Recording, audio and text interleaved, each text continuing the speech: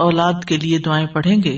ارشاد باری تعالیٰ ہے سورۃ الفرقان کی آیت نمبر 74 سے 76 تک اللہ سبحانہ وتعالیٰ کا ارشاد ہے والذین یقولون ربنا ھب لنا من ازواجنا وذریاتنا قرۃ اعین واجعلنا للمتقین اماما اولئک یجزون الغرفۃ بما صبروا ویلقون فیہا تحیۃ وسلاما خالدین فیہا حسنت مستقرا ومقاما.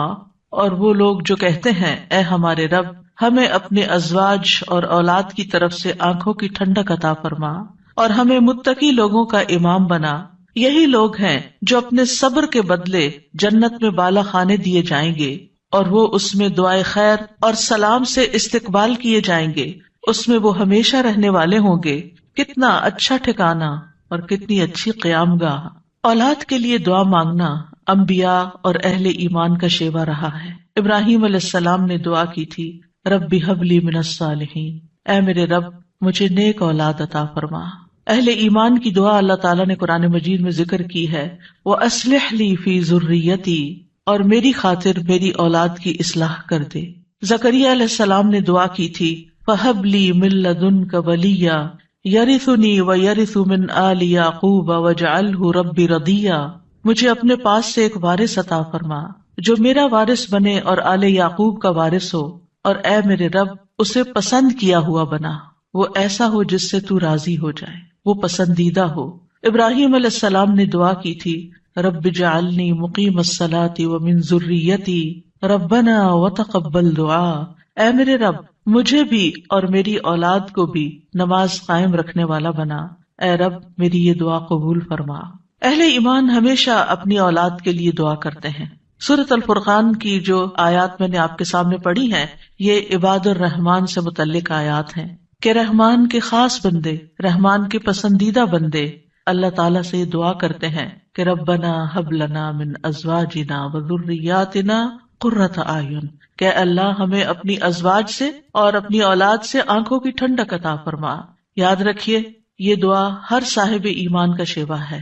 ہر مومن کو یہ دعا کرتے رہنا چاہیے، چاہے ہماری اولاد نیک ہی کیوں نہ ہو، چاہے وہ فرما بردار ہی کیوں نہ ہو، چاہے وہ قرآن کی حافظ ہی کیوں نہ ہو، چاہے وہ دین کی عالم ہی کیوں نہ ہو، پھر بھی یہ دعا مانگتے رہنا چاہیے. اس لیے کہ دل رحمان کی 2 انگلیوں کے درمیان ہوتا ہے، وہ جیسے چاہے انہیں پھیر سکتا ہے. ہمیں نہیں معلوم کہ آج اگر ہماری اولاد دین پر ہے تو کل اس کا مستقبل کیا ہوگا. اس لیے کبھی بھی اس بارے میں بے فکر نہیں ہونا چاہیے. نیک سے نیک ترین اولاد بھی ہو، تہجد گزار بھی ہو، صائم اور قائم ہو، لیکن پھر بھی دعا کرتے رہیں. اگر آپ کی اولاد نیک ہے تو آپ کی دعائیں ان کی نیکی میں استقامت اور اضافے کا سبب بنے گی، یعنی وہ مزید نیک بنے گی، ان کے اندر مزید استقامت آئے گی اور پھر اسی طرح ان کا ایمان بھی بڑھے گا. اور اگر وہ نیک نہیں ہے اور اگر وہ آپ کی آنکھوں کی ٹھنڈک نہیں ہے تو اس دعا سے انشاءاللہ وہ آپ کی آنکھوں کی ٹھنڈک بنیں گے. تو ہم سب کو بھی یہ دعا کرتے رہنا ہے کہ اے اللہ ہماری اولاد کو نیک بنا اور ان کو متقین کا امام بنا، یعنی تقوی والوں کی صحبت میں ہوں اور تقوی والوں میں بھی سب سے آگے ہوں، تقوی والوں کو بھی مزید لیڈ کرنے والے ہوں، ان کی رہنمائی کرنے والے ہوں. اور پھر یہ کہ وہ ہماری آنکھوں کی ٹھنڈک بھی ہوں، یعنی جہاں وہ رب کے پسندیدہ ہوں وہاں وہ ہمارے لیے بھی باعث سکون ہو. اس کے ساتھ ساتھ انسان کے لیے لازم ہے کہ وہ اپنی اولاد کی نیک تربیت بھی کرتا رہے، کیونکہ تربیت کی کوشش کرنا جو ہے ایک صبر آزما کام ہے.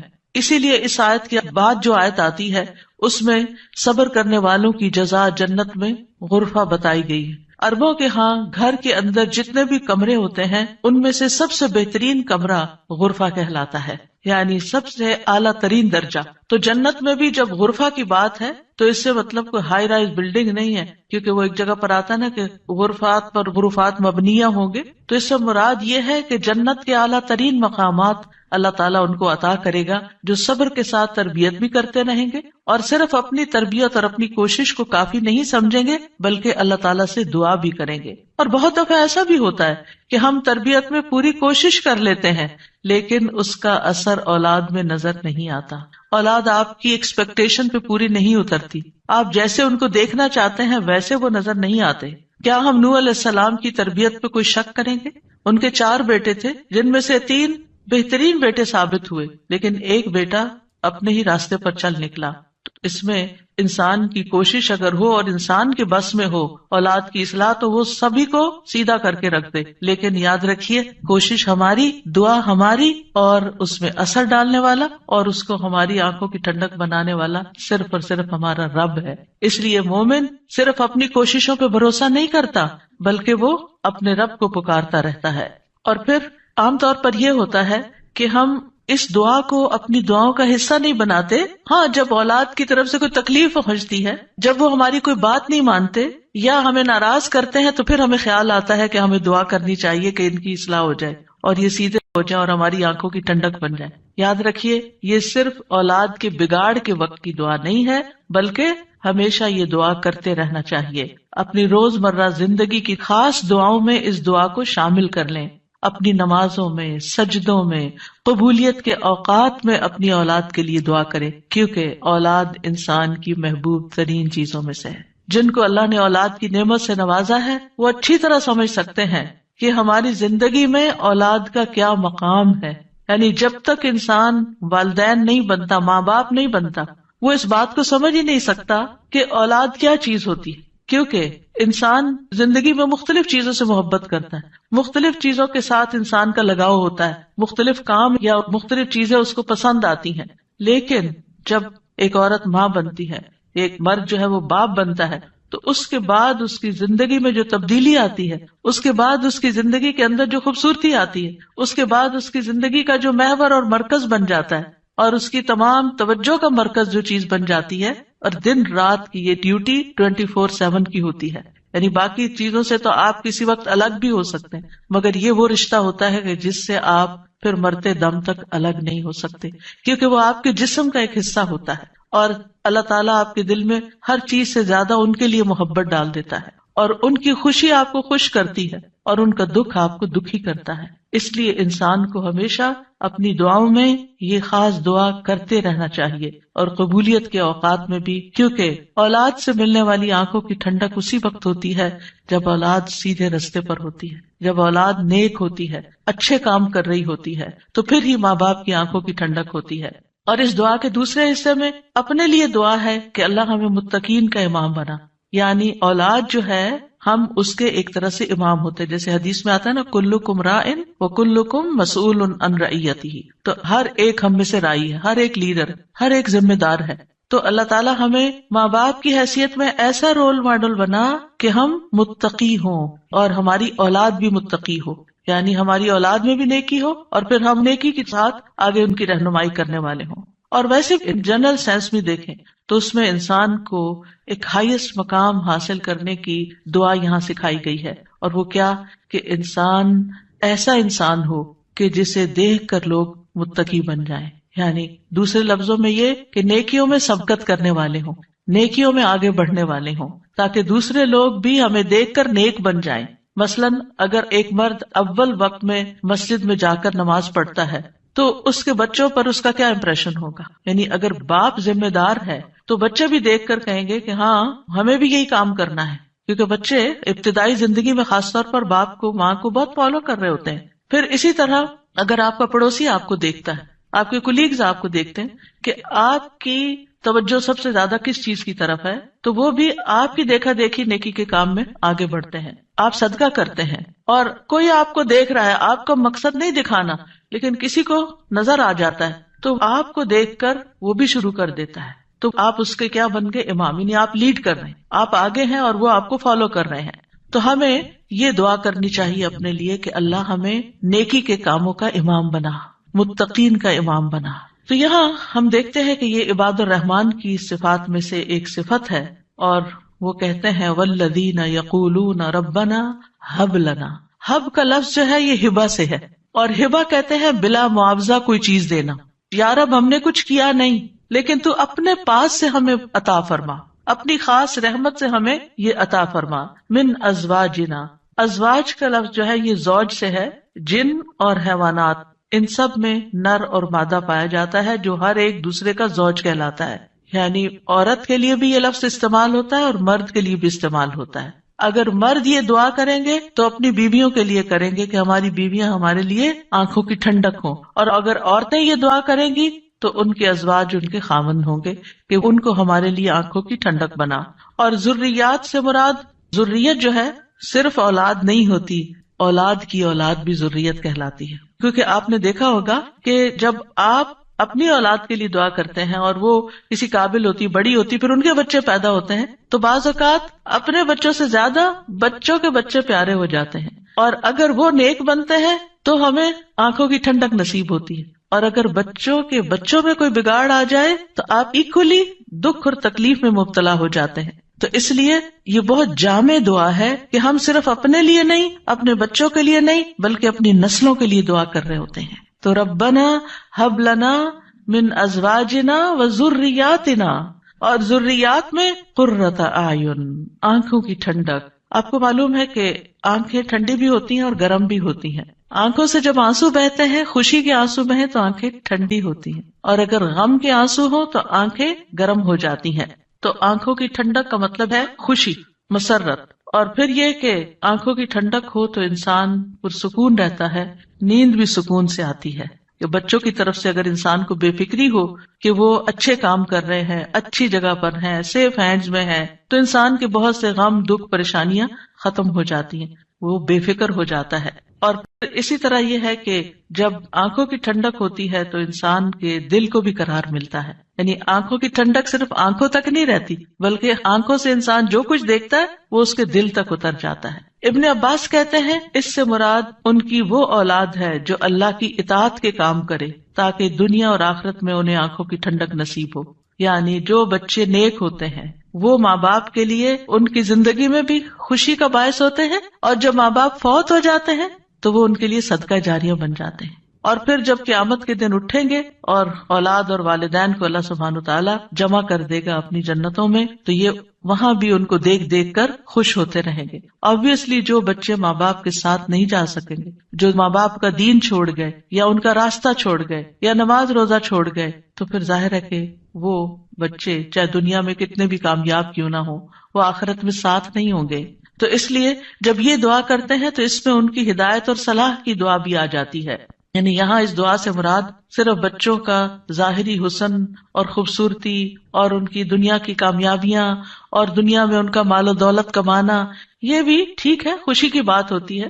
بچہ خوبصورت ہو تو ماں باپ کو بہت اچھا لگتا ہے، بچہ اگر کامیاب ہو، کوئی ڈگری کر لے تو ماں باپ کو بہت اچھا لگتا ہے، بچے کو اچھی جاب مل جائے تو ماں باپ بہت خوش ہوتے ہیں۔ اور جو ماں باپ صرف دنیا کے لیے جیتے اور جن کا مطلب اور مقصد، ایم اور گول صرف دنیا کمانا ہوتا ہے، وہ انہی باتوں پر خوش ہوتے رہتے ہیں۔ لیکن جو اہل ایمان ہوتے ہیں ان کی خوشی صرف اس چیز میں نہیں ہوتی، ان کی خوشی اولاد کی نیکی میں ہوتی ہے کہ ہماری اولاد نیک ہو۔ تو جب ہم یہ کہتے ہیں کہ ہمیں آنکھوں کی ٹھنڈک عطا کر، تو اس سے مطلب یہ ہوتا ہے کہ اللہ وہ تیرے اطاعت گزار ہوں، فرما بردار ہوں، خیر اور بھلائی کے کاموں میں آگے جانے والے ہوں، اللہ کی عبادت اچھے طریقے سے کرنے والے ہوں، گناہوں اور حرام کاموں سے بچنے والے ہوں۔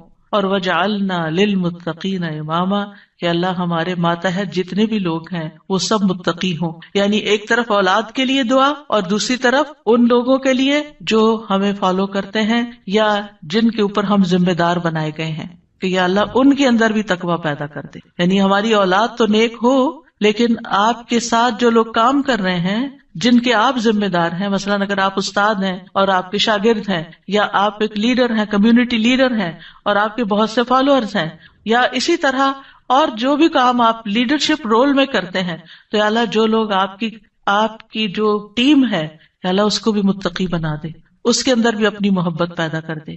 کتنی خوبصورت دعا ہے۔ ظاہر ہے کہ انسان انہی لوگوں کے ساتھ ہوتا ہے، یا تو گھر میں ہوتا ہے یا باہر کام پر ہوتا ہے۔ جب گھر میں ہوتا ہے تو کیا ہوتا ہے، بیوی اور بچوں کو دیکھ کر انسان اپنی آنکھیں ٹھنڈی کرتا ہے، اس کو ایک پرسکون ماحول ملتا ہے۔ اور جب وہ گھر سے باہر ہوتا ہے، اپنی جاب پر ہوتا ہے، اپنی ٹیم کے ساتھ ہوتا ہے، تو ان کی نیکی، ان کا اخلاق، ان کا تقویٰ دیکھ دیکھ کر اس کی آنکھیں ٹھنڈی ہوتی رہتی۔ سنسیئر مخلص ساتھیوں کا مل جانا یہ اللہ تعالیٰ کی بہت بڑی نعمت ہوتی ہے۔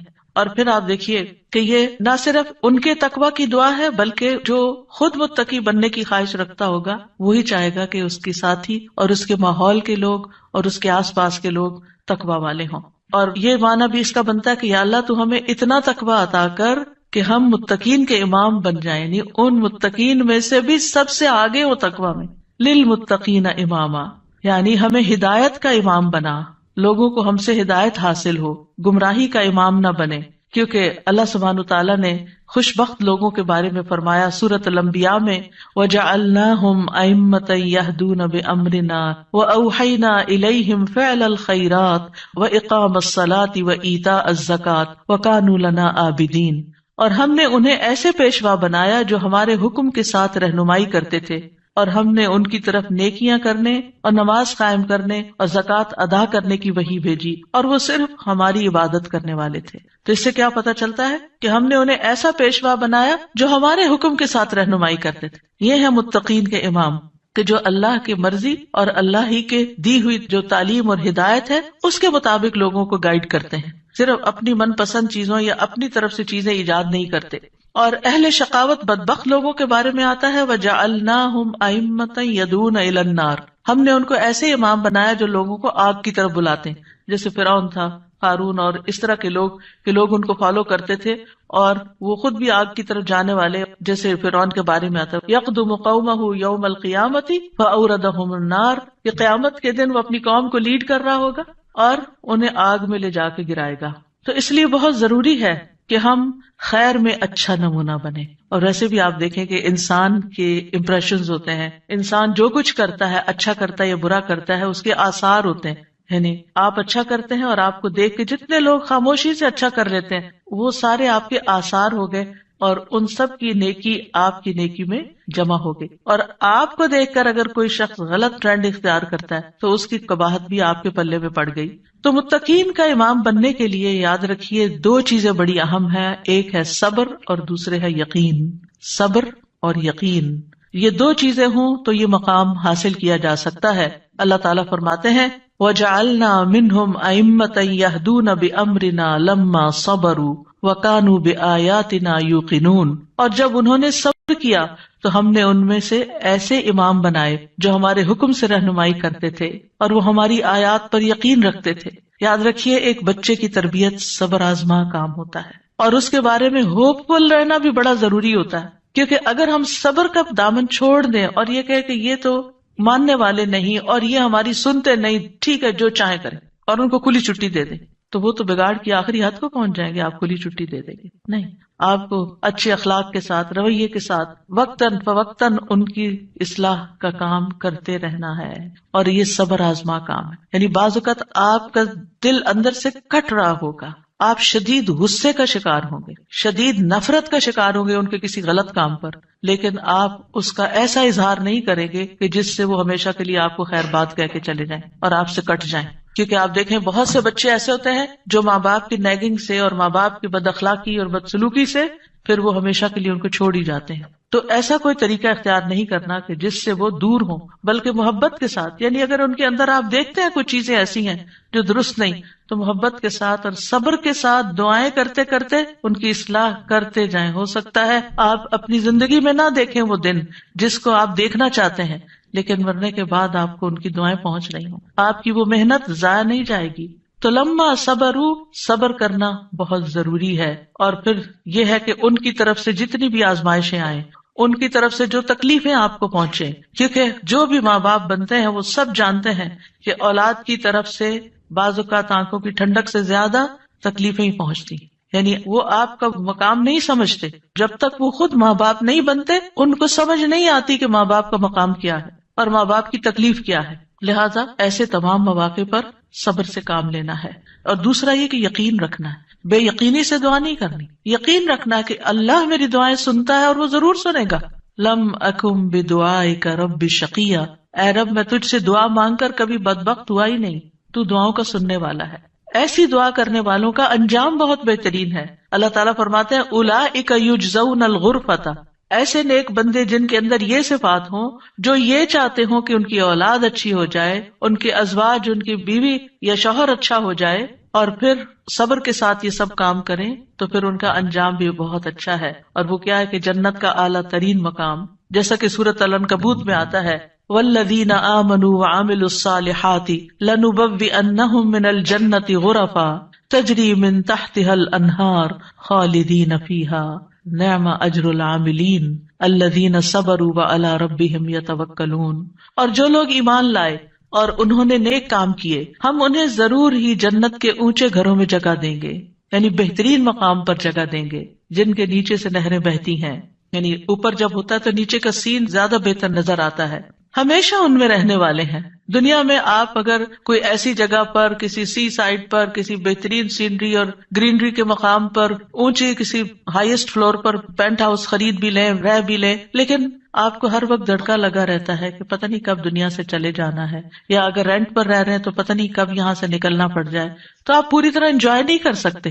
یعنی انسان جتنا بھی چاہے دنیا میں کمپلیٹ انجوائمنٹ ہے ہی نہیں، کیونکہ اس کے ساتھ کئی مسائل اور کئی مشکلات ہوتی ہیں. لیکن آخرت میں بلند ترین مقامات میں فرمائے خالدین فیہا، وہ اس میں ہمیشہ رہیں گے. نکلنے کا، اس کو چھوڑنے کا، اس کے خراب ہونے کا، اس کی مینٹیننس کا کوئی فکر ہی نہیں ہے، صرف انجوائمنٹ ہی ہے.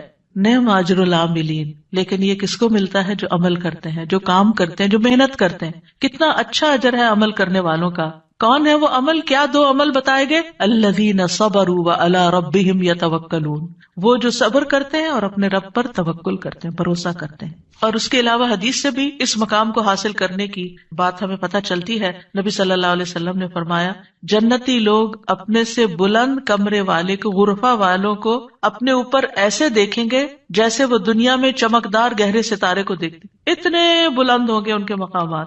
آپ سوچئے کبھی آپ جب جہاز پر ونڈو سیٹ پر بیٹھے ہوتے ہیں تو آپ جب نیچے دیکھتے ہیں تو بعض بہت ہی خوبصورت مناظر نظر آتے ہیں. تو آپ سوچئے کہ جس کا گھر وہ ستارے کی جگہ پر ہو، اتنا بلند مقام اس کو مل چکا ہو، تو پھر اس کو کیا کچھ نظر نہیں آئے گا نیچے. فرمایا کہ جس طرح وہ دنیا میں چمکدار گہرے ستارے کو دیکھتے ہیں جو آسمان کے مشرقی یا مغربی کنارے میں بہت دور ہوتا ہے، ان میں سے ایک دوسرے سے افضل ہوگا. لوگوں نے عرض کیا یا رسول اللہ، یہ تو انبیاء کے محل ہوں گے جنہیں ان کے سوا اور کوئی نہ پا سکے گا. آپ نے فرمایا نہیں، اس ذات کی قسم جس کے ہاتھ میں میری جان ہے، یہ ان لوگوں کے لیے ہے جو اللہ پر ایمان لائے اور انبیاء کی تصدیق کی. ایک اور روایت میں آتا ہے بے شک جنت میں ایسے غرف ہیں جنتی ان کے باہر والے حصے کو اندر سے دیکھ سکیں گے اور اندر والے حصے کو باہر سے دیکھ سکیں گے. اللہ نے یہ ایسے شخص کے لیے تیار کیے ہیں جو لوگوں کو کھانا کھلائے اور سلام عام کرے اور رات کو نماز ادا کرے جب لوگ سو رہے ہیں. اور الحمدللہ رمضان ایسا مہینہ ہوتا ہے کہ جس میں آپ یہ تینوں کام کر سکتے ہیں. آپ کی ہرس ہوتی ہے کہ زیادہ سے زیادہ لوگوں کو افطار کرایا جائے، زیادہ سے زیادہ لوگوں تک راشن پہنچایا جائے، یعنی ان کو کھلایا جائے. اور جب آپ مسجد جاتے ہیں تو تراویح بھی ہوتی ہے اور بہت سے لوگ مل جاتے ہیں تو سلام پہ سلام ہو رہا ہوتا ہے. یا دینی مجالس کا زور ہوتا ہے رمضان میں جس میں لوگ اکٹھے ہوتے ہیں تو پھر ایک دوسرے سے ملاقات کر کے سلام کے مواقع آتے ہیں. اور یہ صرف رمضان ہی کے لیے نہیں ہے بلکہ سارا سال انسان ایسے کاموں کی رغبت رکھے، ایسے کاموں سے محبت کرے. اور ان کی جنت میں وہ کیا ہوگا؟ وَيُلَقَّوْنَ فِيهَا تَحِيَّةً وَسَلَامًا، وہاں ان کو سلام اور دعا دی جائے گی. تحیہ کہتے ہیں زندگی کی دعا دینا، یعنی ان کے استقبال کے لیے ایسے فرشتے موجود ہوں گے جو انہیں سلام بھی کریں گے اور سلامتی کی دعائیں بھی دیں گے. جب کوئی سلامتی کی دعا آپ کو دیتا ہے تو کتنا دل خوش ہوتا ہے. تو وہاں فرشتے ان کو دعائیں دے رہے ہوں گے. اور پھر آپس میں جب ملاقاتیں ہوں گی جنتیوں کی تب بھی سلام دعا ہو رہی ہوگی. اور یہ سلامتی ان کو کس لیے ملی؟ کیونکہ دنیا میں انہوں نے گناہوں سے سلامت زندگی بسر کی. خالدین فیہا حسنت مستقرا و مقاما، ہمیشہ اس میں رہیں گے. کتنا خوبصورت ٹھکانہ، کتنا اچھا مقام. یاد رکھیے یہ دعا گھروں کی اصلاح کی بنیاد رکھتی ہے. اس میں صرف اولاد ہی نہیں بلکہ ازواج بھی، یعنی شوہر اور بیوی.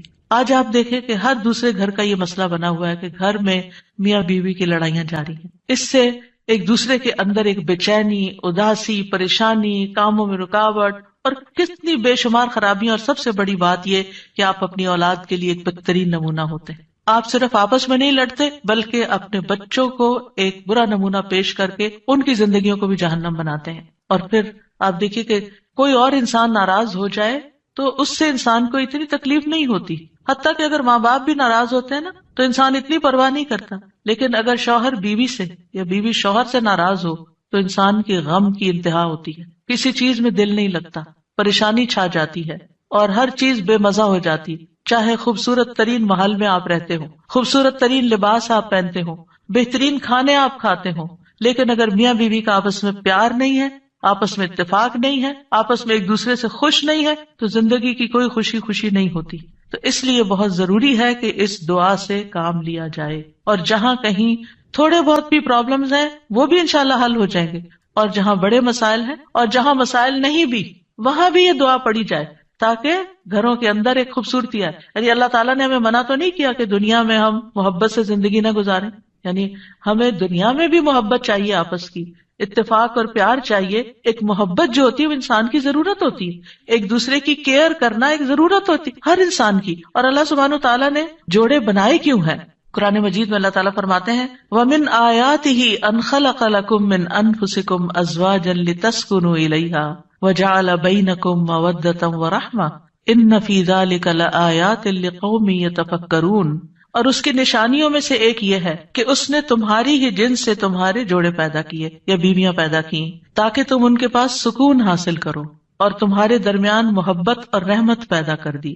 غور و فکر کرنے والوں کے لیے اس میں کئی نشانیاں ہیں. تو اللہ سبحانہ تعالیٰ نے شادی کا مقصد کیا رکھا ہے؟ سکون کا حصول. اور اگر شادی کے بعد انسان کا پہلا سکون بھی جاتا رہے اور سکون ہی لٹ جائے اور تکلیف اور پریشانی ہر وقت رہے تو اس نے کیا پایا؟ تو شادی کا مقصد ہی فوت ہو گیا.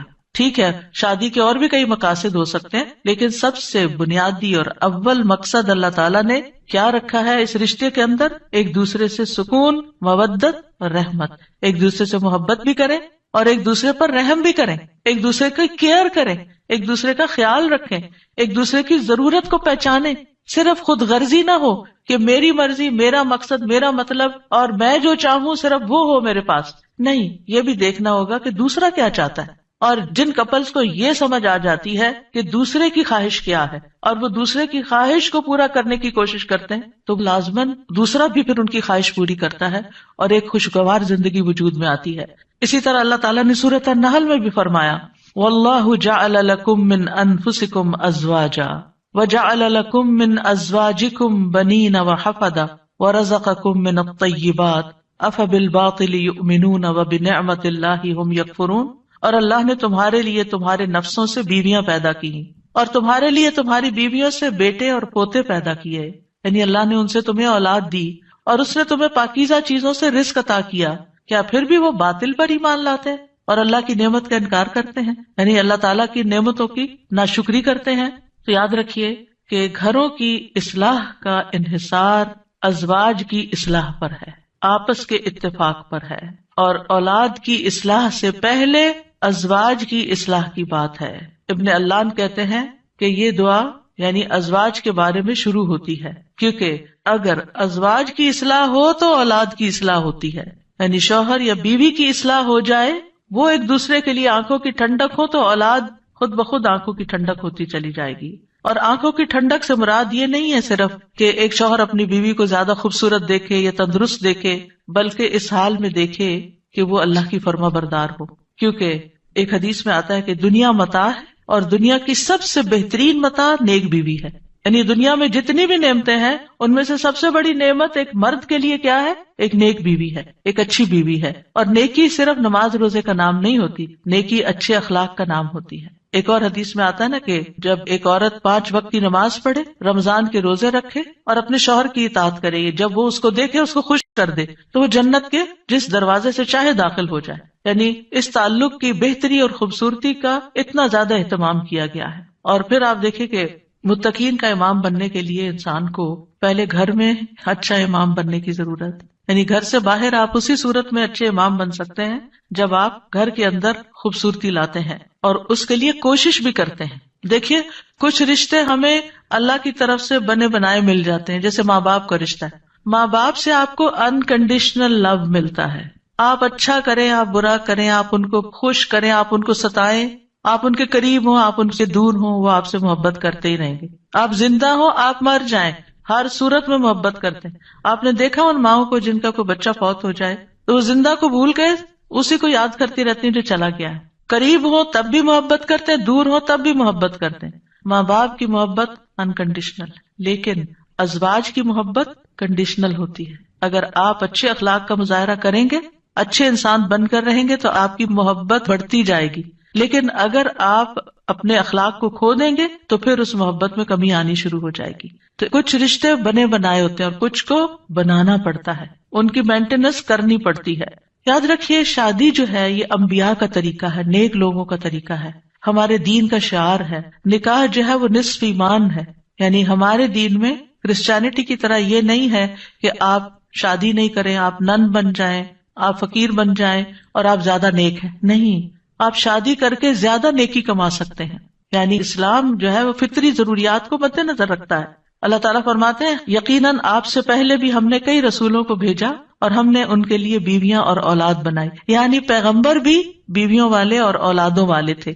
نبی صلی اللہ علیہ وسلم نے فرمایا نکاح میری سنت ہے، بس جو میری سنت پر عمل نہیں کرتا وہ مجھ سے نہیں. تم لوگ شادی کیا کرو، یعنی شادی کرنا بھی ایک نیکی کا کام ہے، عبادت ہے، کیونکہ میں تمہاری تعداد کی بنا پر سابقہ امتوں سے کثرت تعداد میں مقابلہ کروں گا. ایک اور روایت سے پتہ چلتا ہے کہ شادی نہ کرنے والا نبی صلی اللہ علیہ وسلم کے طریقے سے منہ موڑنے والا ہے. آپ کو یاد ہوگا کہ وہ 3 صحابہ جو نبی صلی اللہ علیہ وسلم کی ایبسنس میں حضرت عائشہ کے پاس پوچھنے گئے تھے کہ آپ کے اعمال کیا ہیں، تو جب انہوں نے بتایا تو انہوں نے کہا وہ تو اللہ کے نبی ہیں، تو اس لیے ایک نے کہا میں کبھی گوشت نہیں کھاؤں گا، دوسرے نے کہا میں کبھی رات کو نہیں سوؤں گا، تیسرے نے کہا میں کبھی شادی نہیں کروں گا. تو نبی صلی اللہ علیہ وسلم کو جب یہ باتیں پتہ چلی تو آپ نے اللہ تعالیٰ کی حمد و ثنا کی اور فرمایا ان لوگوں کو کیا ہو گیا ہے جنہوں نے ایسی اور ایسی باتیں کہی ہیں. میں رات میں نوافل بھی پڑھتا ہوں، سوتا بھی ہوں، نفلی روزہ رکھتا ہوں اور چھوڑ بھی دیتا ہوں، نکاح بھی کرتا ہوں، بس جو شخص میرے طریقے سے منہ موڑے گا وہ مجھ سے نہیں، یعنی وہ میری امت میں سے نہیں ہے جو میرے اس طریقے کو پسند نہ کرے. اللہ سبحانہ تعالیٰ نے خود نکاح کی رغبت دلائی ہے. وَأَنكِحُوا الْأَيَامَ مِنكُمْ وَالصَّالِحِينَ مِنْ عِبَادِكُمْ وَإِمَائِكُمْ، اور اپنے میں سے بے نکاح مردوں اور عورتوں کا نکاح کر دو، اور اپنے غلاموں اور اپنی لونڈیوں میں سے جو نیک ہیں ان کا بھی. نکاح میں دیر کیوں کرتے ہیں عام طور پر؟ کہ ابھی بچے کچھ کماتے نہیں ہیں. فرمایا اگر وہ محتاج ہوں گے اللہ ان کو اپنے فضل سے غنی کر دے گا، اور اللہ وسعت والا اور سب کچھ جاننے والا ہے. اور پھر شادی ویسے بھی آپ دیکھیں نگاہ کی حفاظت کا ذریعہ ہے، شرمگاہ کی حفاظت کا ذریعہ ہے، نصف دین مکمل کرنے کا ذریعہ ہے. حدیث میں آتا ہے جب کوئی شخص نکاح کر لیتا ہے تو اپنا آدھا دین مکمل کر لیتا ہے، لہذا چاہیے کہ باقی آدھے دین کے بارے میں اللہ سے ڈرتا رہے. پھر آپ دیکھیے کہ صرف دنیا میں نہیں، آخرت میں جنت میں بھی پاکیزہ جوڑے ہوں گے. وَلَهُمْ فِيهَا أَزْوَاجٌ مُطَهَّرَةٌ، پاکیزہ بیویاں ہوں گی. اہل جنت سے کہا جائے گا ادخلوا الجنت انتم وازواجکم تحبرون، تم اور تمہاری بیویاں جنت میں داخل ہو جاؤ، تم خوش رکھے جاؤ گے. فرشتے اہل ایمان اور ان کی بیویوں اور بچوں کے لیے دعائیں کرتے ہیں. کیا کہتے ہیں؟ ربنا وادخلهم جنات عدن التي وعدتهم ومن صلح من آبائهم وازواجهم وذرياتهم انك انت العزیز الحکیم. اے ہمارے رب، اور انہیں ہمیشگی کے باغات میں داخل کر جن کا تو نے ان سے وعدہ کیا تھا، اور ان کے آباء و اجداد اور ان کی بیویوں اور ان کی اولادوں میں سے جو نیک ہوئے ان کو بھی جنت میں داخل کر. یعنی یہ فرشتے اہل ایمان کے لیے دعا کرتے ہیں. اور جنت میں کوئی بھی کمارا نہیں ہوگا، یعنی جن لوگوں کی دنیا میں شادی نہیں ہوئی ان کو بھی اللہ تعالیٰ جوڑے عطا کرے گا، اور جن کے شوہر پہلے فوت ہو گئے یا بیوی فوت ہو گئی یا ایک نیک تھا اور ایک جنت میں نہیں گیا دوسرا جہنم میں چلا گیا تو ان کو بھی اللہ تعالیٰ وہاں جوڑے عطا کرے گا. اور کوئی بھی ایسا نہیں ہوگا کہ جو تنہائی کا شکار ہو، آئسولیشن کا شکار ہو، کیونکہ انسان کی زندگی میں اگر کمپینین ہوتا ہے تو انسان کے لیے سکون کا باعث ہوتا ہے. اور خاص طور پر اگر نیک بیوی ہو. قرآن مجید میں آتا ہے فالصالحات قانتات، نیک عورتیں وہ ہیں جو شوہروں کی فرما بردار ہوں، ان کی بات ماننے والی ہوں، اور ان کی عدم موجودگی میں اللہ کی حفاظت میں ان کے حقوق کی حفاظت کرنے والی ہوں، یعنی اپنی جان اور مال کی حفاظت کریں جب شوہر نہ بھی موجود ہوں. پھر ہمیں یہ کہا گیا کہ پاک دامن عورت سے شادی کی جائے. اور عورت سے شادی کا معیار کیا رکھا گیا؟ نبی صلی اللہ علیہ وسلم نے فرمایا عورت سے 4 چیزوں کی وجہ سے نکاح کیا جاتا ہے، اس کے مال و دولت کی وجہ سے، یا اس کے حسب نسب کی وجہ سے، یا اس کی خوبصورتی کی وجہ سے، یا اس کی دینداری کی وجہ سے. تیرے ہاتھ خاک آلود ہوں، دیندار عورت سے شادی کر کے کامیابی حاصل کرو، کیونکہ اگر دین والی تمہارے گھر میں آئے گی تو وہ اللہ سے ڈرنے والی ہوگی، اس کا اخلاق اچھا ہوگا، اس کے اندر بگاڑ نہیں ہوگا، تمہیں اس کو بار بار نماز کی پابندی کے لیے نہیں کہنا پڑے گا، اس کو نیکی کی طرف لانے کے لیے بہت ایفرٹ نہیں کرنی پڑے گی. اور پھر آپ دیکھیں کہ ایک ماں کے اوپر انحصار ہوتا ہے کہ بچوں کی کیا تربیت کرتی ہے، کیونکہ تربیت اولاد باپ کا حصہ کم ہوتا ہے، ماں کا حصہ زیادہ ہوتا ہے. اگر ایک بچہ اپنی ماں کو نیک دیکھتا ہے تو اس کے اندر ایک نیکی کی محبت پیدا ہوتی ہے. تو بہرحال یہ رشتے جو ہیں ان کے لیے دعا بھی ہے اور اس کے ساتھ ساتھ انتخاب بھی اچھا ہو، اور پھر ان کو بنانے کے لیے کوشش بھی رہے. اللہ تعالیٰ مردوں کو حکم دیتے ہیں وَعَاشِرُوهُنَّ بِالْمَعْرُوفِ، عورتوں کے ساتھ بھلے طریقے سے زندگی بسر کرو، یعنی ان کے حقوق ادا کرو، اور ایک دوسرے سے محبت کرنا جو ہے یہ بھی دین کا حصہ ہے۔ عقبہ بن عامر کہتے ہیں میں نے رسول اللہ صلی اللہ علیہ وسلم کو یہ فرماتے ہوئے سنا کہ اسلام میں جائز لہو میں 3 چیزیں آتی ہیں: انسان کا اپنی بیوی کے ساتھ دل لگی میں مصروف ہونا، ہنسی مذاق کرنا، اپنے گھوڑے کی دیکھ بھال کرنا یعنی اس کے ساتھ ٹائم سپینڈ کرنا، اور تیر اندازی کرنا۔ بظاہر دیکھا جائے تو یہ ٹائم ویسٹر بھی ہو سکتے ہیں، لیکن یہ ہمارے دین میں ایک نیکی تصور کیے جاتے ہیں۔ یہ شغل جو ہیں یا یہ ہابیز جو ہیں یہ پسندیدہ ہے۔ پھر یہ ہے کہ شوہر اور بیوی کو ایک دوسرے کا حق ادا کرنا ہے، کیونکہ یہ حقوق اللہ نے ایک دوسرے کے ذمے رکھے ہیں اور اللہ تعالیٰ قیامت کے دن پوچھے گا۔ بعض اوقات ایک بیوی یہ کہتی ہے کہ میں شوہر کا حق نہیں دیتی کیونکہ وہ بھی میری فلاں بات نہیں مانتا، یا شوہر یہ کہتا ہے میں بیوی کا حق نہیں دیتا کیونکہ میری وہ فلاں بات نہیں مانتی۔ نہیں، جب تک آپ اس رشتے میں ہیں دونوں کو ایک دوسرے کا حق دیتے رہنا چاہیے۔ اور کیوں دینا چاہیے؟ کہ اللہ کا حکم ہے، اس لیے نہیں کہ شوہر خوش ہوگا یا بیوی خوش ہوگی، اس لیے کہ میرے رب کا حکم ہے، اس لیے مجھے یہ کام کرنا ہے۔ اور جب آپ رب کو راضی کرتے ہیں تو رب بندوں کو بھی آپ سے راضی کر دیتا ہے۔ پھر اسی طرح یہ ہے کہ ایک دوسرے سے اچھے اخلاق کے ساتھ پیش آنا۔ نبی صلی اللہ علیہ وسلم نے فرمایا ایمان کے لحاظ سے کامل مومن وہ ہے جو اخلاق میں سب سے اچھا ہے، اور تم میں سے بہتر شخص وہ ہے جو اپنے گھر والوں کے لیے اچھا ہے، اور ایک روایت میں بیویوں کے لیے اچھا ہے۔ اس میں آپ دیکھیے کہ لوگ گھر سے باہر تو ہر ایک سے بڑا اچھا اخلاق رکھتے ہیں، لیکن گھر میں منہ بنا کے رکھتے ہیں، تو یہ اچھے اخلاق کی علامت نہیں۔ اللہ تعالیٰ نے جو کرائیٹیریا دیا ہے وہ کیا ہے کہ سب سے اچھا وہ ہے جس کا گھر میں اخلاق اچھا ہے۔ پھر اسی طرح یہ ہے کہ بد زبانی نہیں کرنی چاہیے۔ پھر بیوی کے ذمہ ہے کہ شوہر کی بات ماننے کے علاوہ شوہر کے مال اور اولاد کی حفاظت کرنے والی ہو، ان کو ضائع نہ کرے، صابر و شاکر ہو۔ شوہر کی ذمہ داری کیا ہے کہ گھر والوں پر خوشی سے خرچ کرے، اور نبی صلی اللہ علیہ وسلم نے فرمایا جو شخص اپنے اوپر خرچ کرتا ہے تاکہ وہ اس کے ذریعے لوگوں سے مانگنے سے بچے، وہ اس کے لیے صدقہ ہے۔ یعنی آپ اپنی پرسنل نیڈز کے لیے اسپینڈ کرتے ہیں، یہ بھی صدقہ ہے۔ جو شخص اپنی بیوی اور بچوں اور اپنے گھر والوں پہ خرچ کرتا ہے وہ بھی صدقہ شمار ہو جاتا ہے، یعنی شوہر کے نامہ اعمال میں وہ نیکی لکھی جاتی ہے کہ یہ اپنی بیوی پر بچوں پر خرچ کرنے والا ہے۔ پھر اسی طرح اچھے گزران کا اصول کیا ہے کہ ایک دوسرے کی اچھی عادتوں پر نظر رکھی جائے اور بری عادتوں کو اگنور کیا جائے۔ اگر ہم نے یہ ایکویشن بدلی کہ بری عادتوں کو ہر وقت ہائی لائٹ کیا، تم یہ نہیں کرتی، تم یہ نہیں کرتے، تم یہ نہیں کرتی، تم یہ نہیں کرتے، تو پھر زندگی جہنم بن سکتی ہے۔ کیونکہ ہر وقت اگر انسان اسی میں کڑتا رہے کہ اس شخص میں کیا خرابی ہے، کیا نہیں ہے، کیا کون سی برائی ہے، کون سی غلط عادت ہے، اور اسی پر لڑائی جھگڑا کرتا رہے، تو زندگی میں انجوائمنٹ نہیں رہتی۔ بلکہ اس کے برعکس نبی صلی اللہ علیہ وسلم نے یہ فرمایا کوئی مومن شخص کسی مومن عورت سے بغض نہ رکھے، یعنی بیوی سے نفرت نہیں کرنی چاہیے۔ اگر عورت کی ایک عادت ناپسند ہوگی تو کوئی دوسری عادت پسند ہوگی، تو کیا مطلب ہے کہ ناپسند بات کو چھوڑو، جو پسندیدہ ہے اس پر نظر رکھو۔ پھر اسی طرح یہ ہے کہ نیک اولاد کے لیے بھی کوشش کے علاوہ اور دعائیں بھی ہمیں سکھائی گئی ہیں، جیسے ان کی پیدائش سے پہلے ہی دعا کرنا، ربی هب لی من الصالحین، اے میرے رب مجھے نیک اولاد عطا کر۔ یعنی ابھی اولاد ہوئی نہیں لیکن پہلے سے ہی دعا مانگنا شروع ہو جائے انسان کہ اللہ مجھے نیک اولاد دینا۔ اور پھر یہ کہ شادی کے وقت ایسی عورت کا انتخاب کرنا جس کے اندر بچے پیدا کرنے کی صلاحیت ہو، کیونکہ نبی صلی اللہ علیہ وسلم نے اس بات کا حکم دیا کہ محبت کرنے والی اور زیادہ بچے پیدا کرنے والی عورت سے شادی کرو، یعنی یہ ہمارے دین میں پسندیدہ چیز ہے۔ پھر اسی طرح شادی سے ملنے والی جو نیک اولاد ہے اس کا فائدہ کیا ہے کہ وہ مرنے کے بعد والدین کے لیے دعائیں کرتی ہے اور ماں باپ کے لیے صدقہ جاریہ بن جاتی ہے، اور یہ والدین کی درجات کی بلندی کا ذریعہ بنتا ہے۔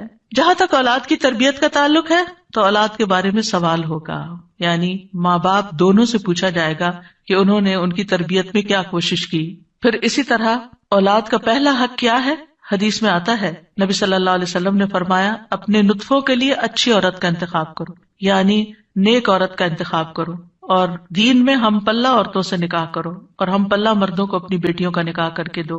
پھر اسی طرح اچھے باپ کا انتخاب، رسول اللہ صلی اللہ علیہ وسلم نے فرمایا جب ایسا شخص تمہارے پاس نکاح کا پیغام بھیجے جس کے دین اور اخلاق سے تم مطمئن ہو تو اس سے اپنی بیٹی کا نکاح کرو، یعنی اوباش آوارہ لڑکے ہوں تو پھر ان کے ساتھ شادی نہیں کرو، کیونکہ شادی کے بعد کیا ہوگا، آپ کی بیٹی کو مصیبت میں ڈال دے گا۔